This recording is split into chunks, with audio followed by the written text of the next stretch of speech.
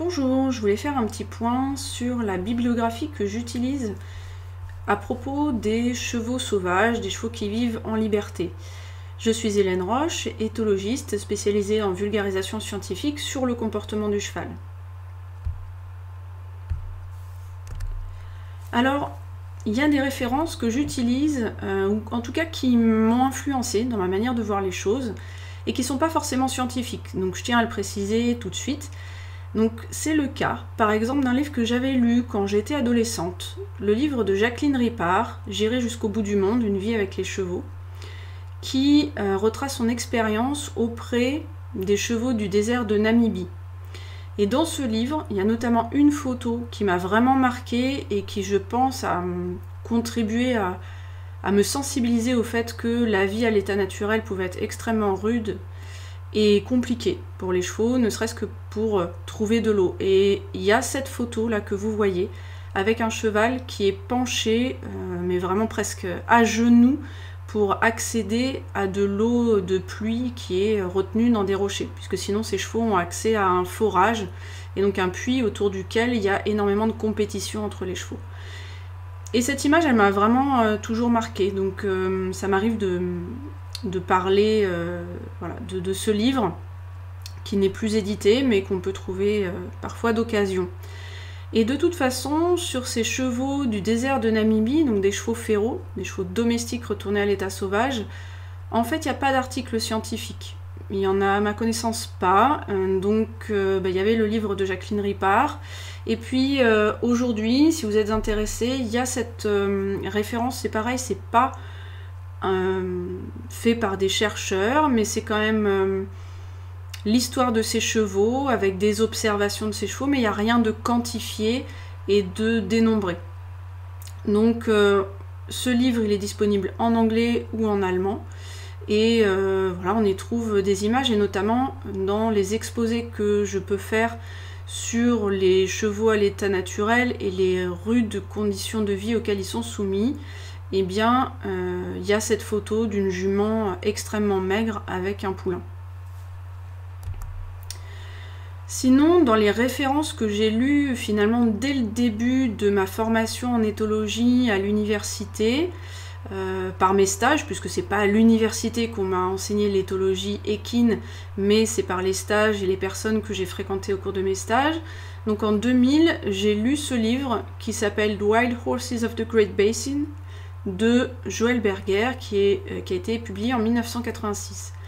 Alors, habituellement, les livres, surtout par une seule personne, ne sont pas forcément des références. Mais dans les années 1970-1980, il était assez fréquent que des chercheurs fassent état de leurs recherches, de leurs travaux dans des livres, sans pour autant que tout soit publié dans des articles à comité de lecture. Néanmoins, ces informations sont extrêmement précises et riches, et dans ce livre de Joël Berger, il y a une quantité de données chiffrées, que ce soit sur la taille de l'habitat des chevaux, la population, donc les chevaux observés, l'identité de ces individus, la répartition mâle-femelle, enfin il y a des choses même beaucoup plus avancées que ça, mais en tout cas c'est très documenté et très bien quantifié. Donc Joël Berger a étudié ces mustangs, enfin une population de mustangs, puisqu'il y en a dans tous les États-Unis, durant 5 ans. Et il parle à la fois de comportement, mais aussi de l'utilisation de l'habitat. C'est pour ça que j'ai qualifié ça de éco-éthologie. Et c'était vraiment ce qui se faisait dans les années 1970-1960. Donc lui, il est de cet héritage-là, hein, du suivi de chevaux et de l'utilisation qu'ils font de leur habitat. Donc c'est une ressource passionnante, extrêmement riche. Moi j'y reviens tout le temps parce qu'il y a tellement d'informations qu'en fonction de ce dont on a besoin, on peut avoir besoin de le relire pour chercher la petite information qu'on n'avait pas spécialement notée la première fois ou la xème fois pour ce qui me concerne. Donc un livre extrêmement intéressant qu'on peut trouver d'occasion. Moi c'est pour ça que vous voyez l'état du livre, je l'ai acheté d'occasion il y a de ça quelques années. Si vous êtes intéressé par les mustangs de façon plus, je dirais, plus libre et plus contemplative. Ce livre, Chevaux en liberté, Mustang de Marie-Luce Hubert et Jean-Louis Klein, des photographes, il est très beau, mais il est à la fois très beau et aussi assez juste sur la vie des chevaux, même si il y a beaucoup de photos avec du ciel bleu, des très belles vues, des champs en fleurs, des choses comme ça. Mais voilà, il y a des belles photos de comportement et ça c'est quand même très chouette. Donc moi je le recommande pour ça, pour les photos des interactions sociales. Il y a, grosso modo, c'est assez bien vulgarisé. Voilà, aujourd'hui, il y a des choses plus précises sur le comportement du cheval qui existent, mais c'est déjà pas mal. Et donc, dans mes exposés, vous avez pu peut-être déjà voir cette photo que j'ai montrée d'un cheval, d'un étalon, avec un genou assez gros, qui correspond certainement à de l'arthrose. Et donc, pour illustrer le fait que eux non plus n'ont pas toujours la vie facile, et il y a aussi des blessures qui peuvent être invalidantes pour ces chevaux. Il y a pas mal de populations de chevaux finalement qui sont vraiment des icônes dans le monde, donc des chevaux férots hein, en l'occurrence, donc les Mustangs, j'ai cité les Mustangs, mais aux États-Unis il y a pas mal de chevaux libres comme ça qui sont pas forcément des Mustangs. C'est le cas de ces poneys des îles Assatigs sur la côte est des États-Unis. Et Ronald Keeper, qui les a suivis, a publié un petit livre qui fait une centaine de pages au sujet de ces poneys et de leur comportement. Alors contrairement à Joël Berger, il n'y a pas de données chiffrées, ou il y en a très peu. Par contre, en termes de comportement, il y a pas mal de descriptions, il y a quelques photos en noir et blanc, mais et c'est assez intéressant parce que comme c'est un suivi à long terme, c'est ça qui est intéressant dans cet ouvrage, c'est le fait qu'il donne des informations avec du recul en fait, sur plusieurs années. Il a été réédité ce livre en 2005, donc on le trouve, moi je l'avais trouvé facilement sur internet, avec des librairies en ligne, on peut le trouver assez facilement. Et donc ce qui caractérise cette population de poneys, c'est qu'ils vont au bord de la plage, donc ils peuvent côtoyer des campeurs, et aussi aller dans la mer et s'exposer aux vagues pour échapper aux insectes durant l'été. Donc c'est ce qu'on voit là sur la couverture. Parmi les autres populations iconiques qui reviennent vraiment dans les publications des chercheurs des années 1960, 70, 80, ce sont les chevaux, même on pourrait dire les poneys, parce qu'ils sont vraiment de toute petite taille, les chevaux de l'île de Sable. Et donc par contre, contrairement aux poneys des îles Assatigs, cette île n'est pas fréquentée par le public. Mais cette île est une réserve naturelle qui est au large du Canada. Et il y a des études régulièrement sur les poneys de cette île-là. Et j'ai, il n'y a pas si longtemps que ça, trouvé cet article de 1973 qui est très compliqué à trouver, mais qui pour moi est très précieux parce qu'on y trouve vraiment des informations, notamment sur la dynamique de la population et les causes de mortalité massive aussi qui peuvent survenir, notamment pendant les hivers assez rudes. Donc c'est un article pour moi assez précieux, donc c'est pour ça que là je vous mets en avant spécialement cet article de Daniel Welch, pour vous dire que voilà, il y a des populations qui sont suivies, qui font l'objet parfois de livres, de films, et puis d'autres évidemment beaucoup avec des articles scientifiques, mais je vais y revenir. Autre population qui a été beaucoup documentée, c'est cette population de chevaux Camargue vivant à la Tour du Valat dans les années 1970 et 80. C'est un troupeau qui a été constitué à partir d'une manade domestique gérée par l'homme, et ensuite on les a laissés se reproduire comme à l'état naturel. Donc il y a eu très peu d'intervention humaine, si ce n'est un suivi de très près. Et cette population s'est comportée vraiment comme une population férale, hein, comme on peut voir pour les Mustangs par exemple. Et elle a été vraiment l'objet de beaucoup de publications. Donc il y a à la fois beaucoup d'articles et un livre, donc ce livre-là, Horses and Grasses, de Patrick Duncan, avec comme contributeurs notamment Bettina von Goldschmidt, Claudia Fay, Susan Wells, Eleanor Mace. Donc ce livre, il est vraiment, c'est vraiment une mine d'or, et il est vraiment à l'instar des chevaux du Grand Bassin de Joël Berger, très très riche en données chiffrées, et aussi sur la végétation, là, pour celui-là.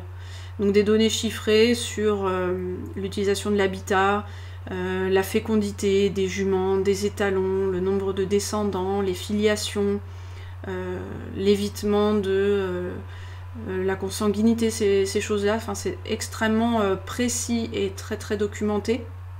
Donc c'est aussi une mine d'or à laquelle je me réfère extrêmement souvent.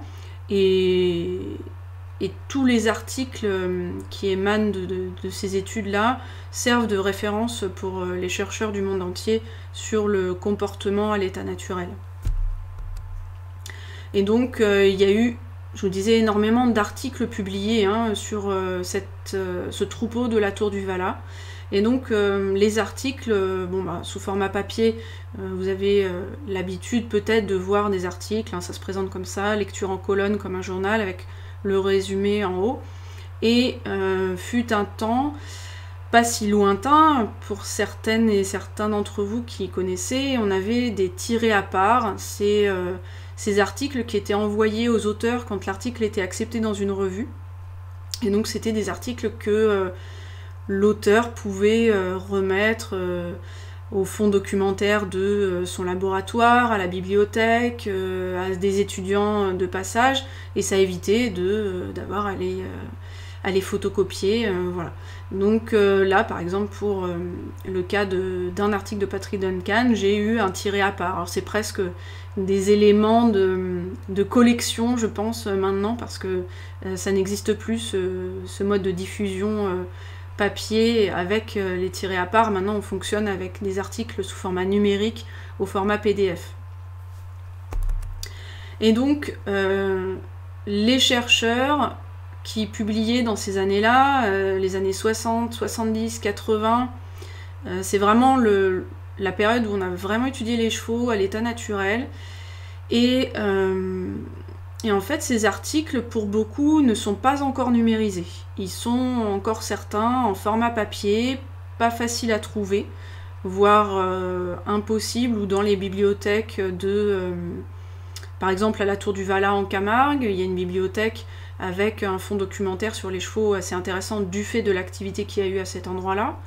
Là, je vous montre, par exemple, les actes de colloque, d'un colloque qui s'est tenu à Fort Laramie, dans le Wyoming, en 1979, sur l'écologie et le comportement des équidés sauvages et féraux. Donc j'ai bien dit équidés, je me suis reprise parce que ça parle aussi bien des ânes féraux que des chevaux féraux comme les mustangs, ou encore d'équidés sauvages comme les zèbres ou les émiones.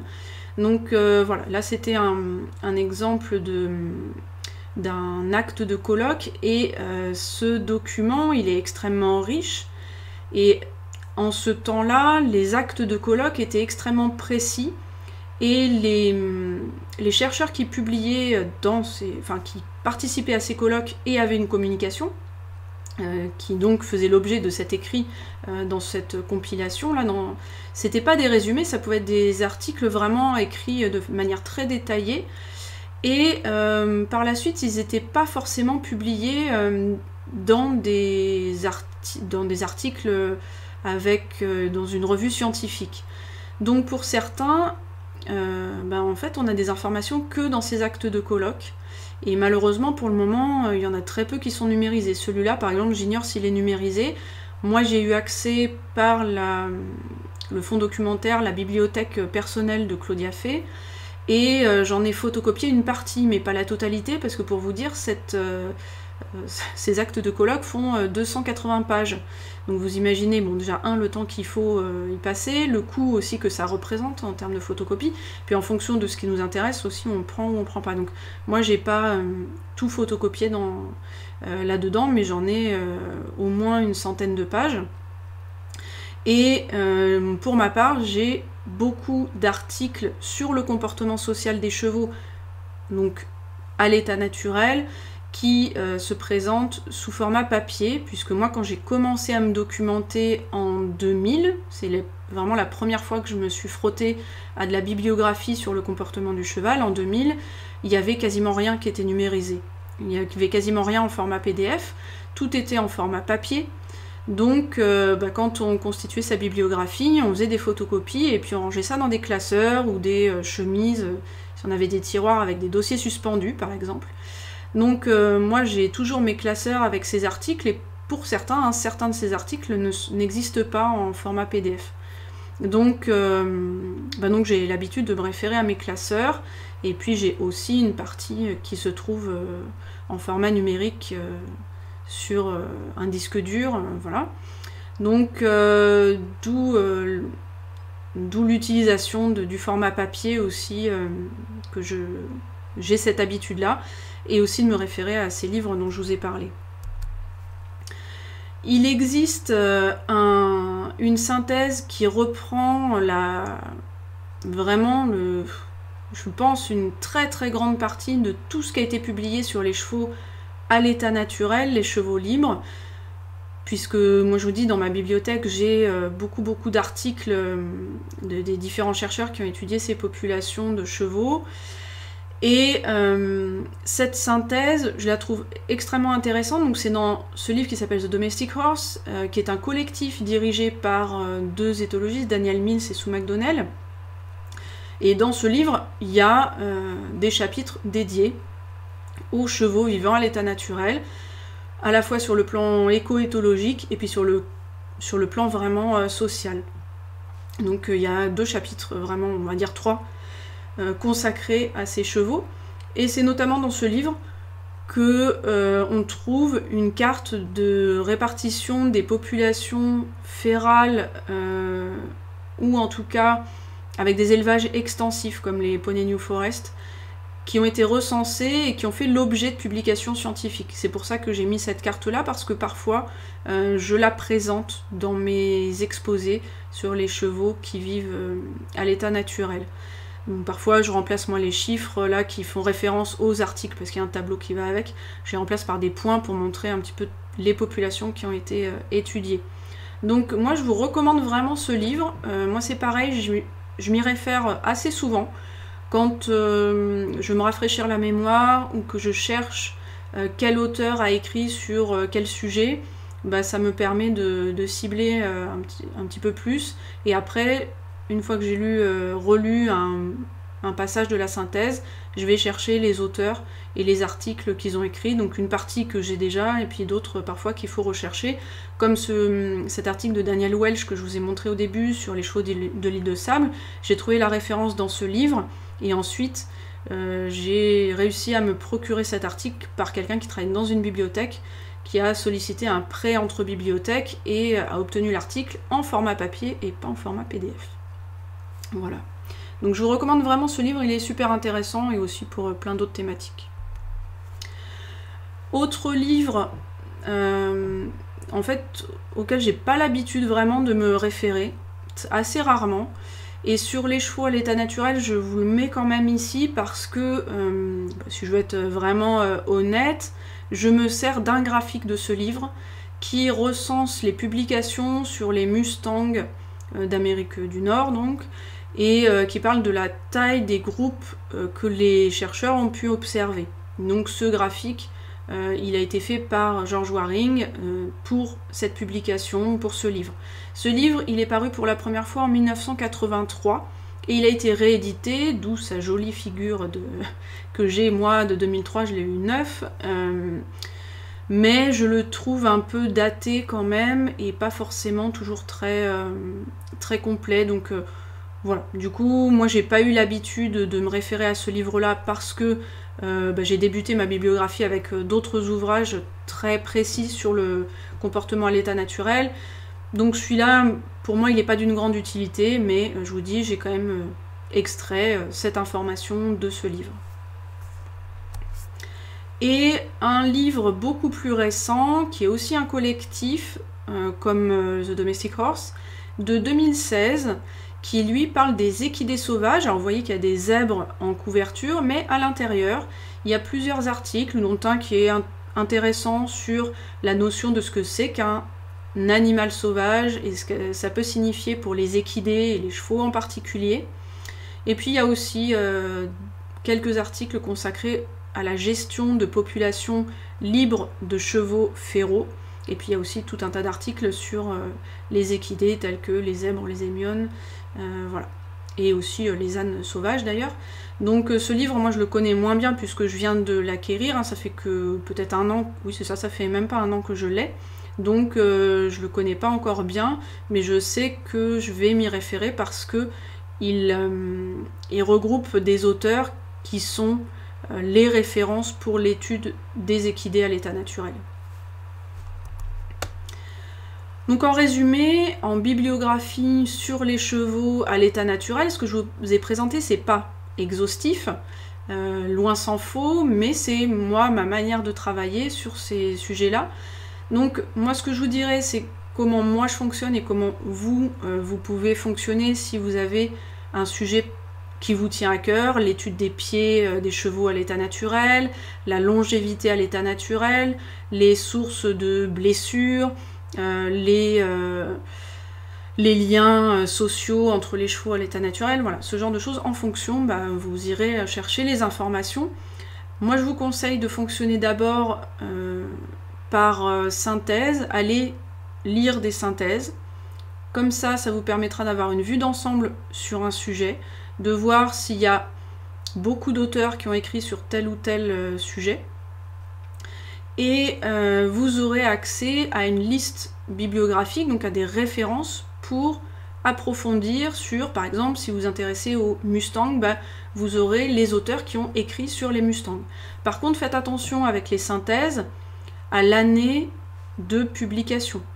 Donc sur les chevaux à l'état naturel, on est quand même plutôt pas mal, de manière générale, même la synthèse qui a été écrite en 2005 dans The Domestic Horse, elle est toujours valable, puisque aujourd'hui, la majorité des travaux sur les chevaux à l'état naturel sont antérieurs, bien antérieurs à 2005, et il y a très peu de travaux aujourd'hui qui sortent sur ces populations. C'est des études très ponctuelles, donc les études sur le long terme, par exemple, des suivis très longs, c'est les années 1970-1980, donc elles sont mentionnées dans cette synthèse de 2005. Maintenant, pour vraiment creuser des sujets, il faut forcément aller chercher des articles ou les quelques livres là par exemple que je vous ai cités pour avoir des informations assez précises. Et dans les articles, vous verrez les termes précis qui sont employés par les auteurs, le cadre de leur étude, donc savoir combien de temps ils ont observé, quelle population et quel moment aussi de l'année, quelle était la dynamique de cette population à ce moment-là. Il y a en général beaucoup d'informations, et pour certains articles ou certains livres comme celui de Joël Berger dont je vous parlais tout à l'heure, c'est possible d'y revenir plusieurs fois et même plein de fois de suite et plusieurs années de suite, parce que en fonction de la question qu'on se pose, on va aller chercher la petite phrase qui se trouve perdue au milieu d'un chapitre qui n'est pas forcément dédié à ce sujet qu'on cherche précisément. Pour vous donner un exemple, j'ai recherché dans des articles et les livres qui s'intéressent aux chevaux à l'état naturel de la présence du jeu chez les chevaux adultes, et notamment chez les étalons. C'est pas évident à trouver parce qu'en cherchant, par exemple, il y a des lexiques parfois à la fin des livres, par exemple le livre de Joël Berger, c'était pas forcément facile de trouver. Il y a, par exemple, pour le jeu, il y avait une dizaine de pages à aller consulter. Et c'était pas forcément les sujets qui c'était pas ça exactement que je cherchais. Néanmoins, j'ai quand même fini par trouver un passage où il mentionne le jeu des étalons avec les jeunes, éventuellement des groupes de mâles célibataires aussi. Donc, mais il n'y a pas de chapitre dédié au jeu de l'étalon avec les jeunes, par exemple. Donc voilà, et ça, on peut y passer plusieurs heures à chercher cette petite info sur une page précisément. Et dans les articles même, il n'y a pas de lexique. Donc là, il faut vraiment tout lire, tout bien lire pour parfois avoir l'info ultime qu'on cherchait. Et il faut bien se dire que dans les articles, il y a des visions spécifiques à un contexte. Donc ça, c'est valable pour tout article scientifique. Il faut toujours se dire que c'est dans un cadre, dans un contexte précis, et que même parfois certains auteurs peuvent être un peu présomptueux dans leurs conclusions. Donc je pense en particulier au fait que des étalons puissent tisser des alliances entre eux et se partager des juments. Ben voilà, il y a des auteurs qui ont rejeté cette hypothèse-là en disant que ça n'existait pas d'après ce que eux avaient observé. Du coup, ils remettaient en cause un autre article. Et ça, si on n'a pas connaissance de l'autre article et qu'on l'a pas lu dans le détail, on peut se dire, bah oui, en fait, ils ont raison. En fait, non, c'est pas aussi simple que ça. Il y a les deux hypothèses peuvent coexister, et peut-être que chacun des auteurs a observé des choses différentes, et il y en a un qui peut parler d'alliance entre étalons, et l'autre, lui, il a observé des étalons avec des juments, mais c'était pas, on pouvait pas qualifier ça d'alliance. C'était un groupe multimâle. Donc c'est pour vous dire, parfois, il y a des auteurs qui peuvent vous amener à penser d'une certaine façon, parce que c'est leur point de vue. Donc il faut essayer de prendre du recul par rapport à ça et faire attention aux conclusions. Et si vous étudiez un article sur une thématique, c'est toujours très important d'aller consulter d'autres articles pour voir si il y a d'autres auteurs qui trouvent la même chose. Ça, c'est valable pour toutes les publications scientifiques, c'est pas spécifique au comportement du cheval et encore moins au cheval à l'état naturel. Voilà, je vous ai fait un petit tour de ma bibliographie, de comment je l'ai constituée et sur quoi elle se base. Donc je vous invite aussi à bien réfléchir à qui écrit un article et savoir voilà, s'il est reconnu ou pas, et savoir si ce qui peut avancer est valable. Voilà, donc j'espère que vous aurez ainsi des nouvelles pistes pour vous documenter, et je vous dis peut-être à une prochaine fois. Merci de votre attention.